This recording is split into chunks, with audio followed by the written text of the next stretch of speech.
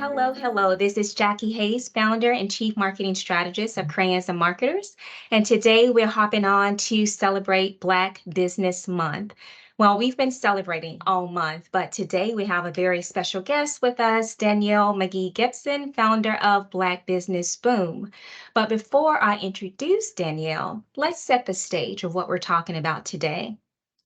Data from a recent Bank of America report earlier this year shows that Black small business owners remain optimistic about their businesses despite economic uncertainty. That optimism translates into real economic impact, job growth, and progress toward closing the racial wealth gap.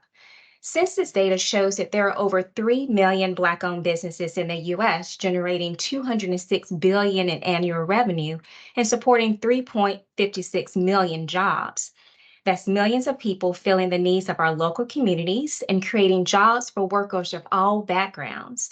Yet disparities persist in areas like access to capital and access to the negotiating table that hinder the growth of Black-owned businesses. And so today, we've asked Danielle to come on to chat about this situation and what we can do to help improve these insights. And so, Danielle, welcome. Thank you so much for joining us today. Absolutely. I'm super happy to be here with you, Jackie. Thank you, ma'am. Danielle is a friend and colleague and co-laborer in this work with me. I'm very passionate about growing Black-owned businesses, supplier diversity, advocate for small business in general, and I couldn't think of no one better to have this conversation with today than Danielle McGee Gibson, founder of Black Business Boom. And so she's got a fantastic resume, but I'm going to let her jump in and tell us a little bit more about herself. Absolutely. So, as you said, I'm the founder and CEO of Black Business Boom, which started in 2018 as the Groupon for Black owned businesses. And it really just came from a lot of the hard lessons that I learned as a Black business owner. I'd been one for about 5 years at that point, and I really thought that, going to school for business will prepare me to run a business. Very quickly that wasn't the case, and again really learned a lot of hard lessons. And so in 2018 I decided I wanted to create a platform to make it easier for Black business owners to get the exposure they needed, but really found at that time that there were really a lot of other gaps that we could be proactive and start in trying to solve as a company. And so that really translated into an educational initiative, which is Booming University, that translated into us working with our corporate partners and their supplier diversity initiatives. It's translated into us creating a loan fund where we're able Mhm. to lend to small business owners. But a lot of the work that we've done over the last 3 years, especially since the pandemic, has been around educating and really providing the training, mentorship, and coaching that small business owners of color need to be able to scale their businesses and take them to the next level. Excellent. And we know that business education is so important to growing. So are supply diversity programs in some regards. And so, for those who may not be familiar, supply diversity programs are those initiatives in a lot of corporations or government agencies in which they have perhaps set asides or special programs for diverse businesses to participate in which they have greater access to opportunities. But there's some challenges when it comes to supply diversity programs. Not all supply diversity programs are equal and alike. And so, Danielle, what has been your experience with supplier diversity programs, and what are you hearing from the small business community?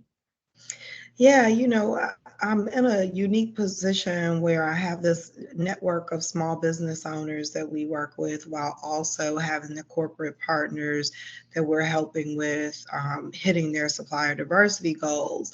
So I get to hear insights from both sides. And what I'm hearing from the small business owners is a lot of, I've gone through process of getting certified, applying for these opportunities. We're responding to RFPs and we're not Mm, hearing back. On the flip side, I'm hearing from many of our corporate partners hey, we're trying to do this work, and we're not finding the small business owners that we're having a problem with sourcing, but we're also having a problem with vetting, and we're having a problem with identifying small Black owned businesses that have the capacity to fulfill the contracts. And so I really, in my personal opinion, feel like it's time for a different level of intentionality around supplier diversity. We can't allow for the supplier diversity initiatives and departments to say, I tried, and then move on. If I truly feel, in my opinion, that the next step would be in bridging that gap would be for the supplier diversity departments to help build capacity for those small Right. business owners, Hmm. help in that preparation stage, and invest in the growth of those businesses, invest in connecting the dots between prime and subprime contractors, providing mentors that can help them to have direction, because the small business owners that aren't running the contracts in many cases have no idea what to do, what are the next steps they can take so that the next opportunity does go in their favor. So again, there's clearly a gap there, and there's some onus, I believe, on both parties Hmm. involved, that supplier diversity departments, the government, the corporate entities, it's time to take it a step further and develop in the development of the businesses and investing in the development so that they can hit their goals. And then the business owners really stepping up for those opportunities, as well as working on their own to build their capacity and get the training and development they need to go to the next level. Absolutely. It definitely is a two-way street, right? It's not, you can't put the burden on either one and the other not carry their load. But there's a construction company here in Nashville that is very intentional, have such respect for how they run their supplier diversity program, because they do exactly as she just mentioned. They have a program that is with the intention of developing the subcontractors that they work with, so that they are basically teaching them how to work the way they need to work, so that ultimately the small business owner is better because they have the education, they have the resources, they have the mentoring from senior level executives. And then the construction company has the level of work professionalism that they need to be successful on their jobs. And so it really is about intentionality all the way around. The business Absolutely. owners that's willing to show up and to be taught, and then the company that's willing to teach and provide opportunities. That is the perfect mix for supplier diversity. I think we have too many programs that are supplier diversity in name only. And then you get there and you're like, what is this? This is not supplier diversity. This is not hitting the goals. And I'm not feeling like this is that this is going to be beneficial for anyone. And that's we don't want to waste time. And so when we think about supplier diversity, you automatically think to the next thing, which is certifications. There's so many different certifications. Crayons Marketers, we're a minority business enterprise, we're a disadvantaged business enterprise, a woman business enterprise, woman-owned small business. So we have all the things. And so certification process, for some, they may find it a little bit hard to navigate. And then you have 8A, which is another certification program, and a true set-aside program. But even for 8A recently, they've had some changes to how you qualify to be an 8A contractor. And so as a result of a lawsuit, you no longer can just select that I'm a disadvantaged business. That's how you used to be able to do it. Now, everything's on hold right now, and you can't even submit your applications because the new protocol will be small business owners have to submit a narrative demonstrating how they've been harmed in order to submit with their application. So have you heard that? That's a pretty new revelation, No, but that's new for me, and I don't know all the ins and outs of it. But what I do know, what I have heard, is that there are many businesses that just check the box and say that they are something that they aren't. Another concern I've heard here in Tennessee, with upcoming the SSBCI 2.0 funding Mm, that is intended for, I believe, 51% or more to go to SETI entrepreneurs, is that when you say socially and economic disadvantaged business owners, that is based on zip code. hmm. And Oh, yeah, here yeah. in Nashville, as we think about zip code, you can absolutely be in, Yeah. 37208, three seven two Mm-hmm. zero nine, and not be disadvantaged, Disadvantaged. Yeah, so, yeah, yeah. Just based on zip so, code. That's a, you know, yeah, I think there's no right answer for a lot of these things. yeah. I appreciate that they're trying to make these programs better, ensure that the people who truly are disadvantaged are the ones that are receiving an additional hand up. And I think there's just a fine line between, doing those things that make the process more fair for everyone, and being exclusionary and Mm-hmm. creating additional hurdles for those that are disadvantaged. So, Right. I think I you're, think yeah. the best we can do is just keep trying new things and being innovative with these processes and trying to understand the audiences so that we are, being inclusive. But again, I think the key is really understanding the audience, really understanding, what their needs are, what the barriers are, what the hurdles are, and ensuring that we're not creating more policies that are going to hinder the success of small business owners. And I think that's the big takeaway is don't put up additional barriers, right? Right. And so for a lot of diverse businesses, small business, minority businesses, and all of the types of diverse businesses that we have out there, that's the hurdle. And so it's already difficult to get the work, and then we have to do the work, and then we have to deal with all the other things that come along with the work. And so we're tired, so you just get beat down by that over time. And so, how can we all work together to improve the supplier diversity ecosystem so that everyone has an opportunity? And I think at the end of the day, that is what we want, is for everyone to be able to compete in a fair and equitable environment. I mean, everyone. So that when Absolutely. you're right. So when a company is awarded, you can say, well, you know what? I had my opportunity. I put my best effort. Someone else got it, but it was a fair process. And that's what we want to all get to, is having a fair process for everyone.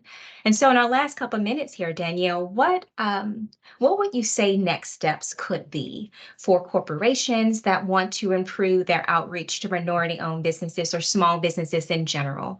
And what can small business owners do to meet them where they are?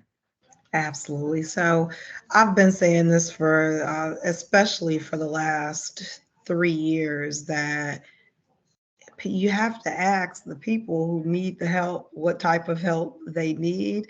I Mm, spent a lot of time in 2020 saying nobody asked for that. We saw a mhm, lot of the actions that were, taken, and pledges and all these things that came about after George Floyd was killed. And many of them, as a collective, we as Black people were like, we don't care about that. That is not yeah. something that was important to us. So I think that it's really time for, if we're going to be intentional, then you're going to set these goals, and you're going to, start these programs or initiatives or pledges, whatever it might be, that there's intentionality around bridging the communication Mm, between the small business owners and those that in the government and the corporations that have these opportunities.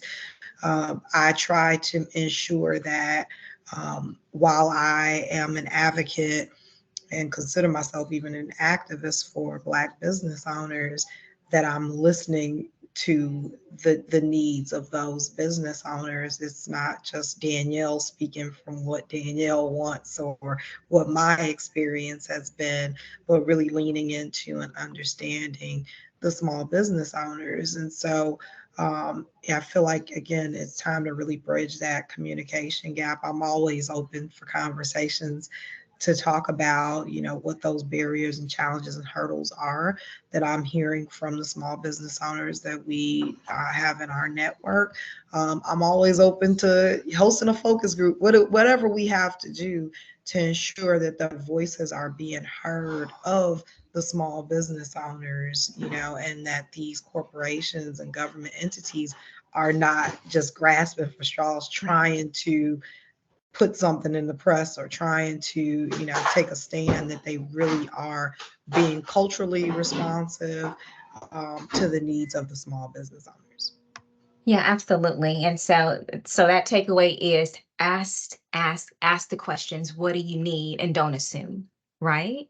And so sometimes you can be putting it together and it may look great, but like you just said, that's not really what we need. We need this. So Exactly. opening the lines of communication, working toward a common goal, and then making it a fair landscape for everyone. Danielle, thank you so much for joining us today in this celebration of Black Business Month. Thank you for the work that you continue to do for Black business owners across the board. And so I'm watching you. I keep my eye on you. And she always picks up the phone whenever I call y'all.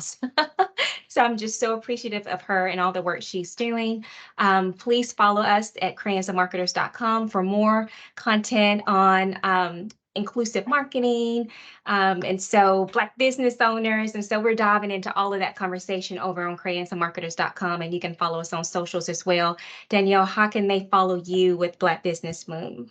Absolutely. So you can find Black Business Boom on social media across TikTok. I guess we're on there now as well. So we're TikTok, Instagram, Facebook, LinkedIn. I am Danielle McGee across those platforms as well. So I love to connect with folks on LinkedIn. So feel free to connect with me on LinkedIn. Wonderful. Well, thank you so much. Thank you for watching, and we'll see you next time.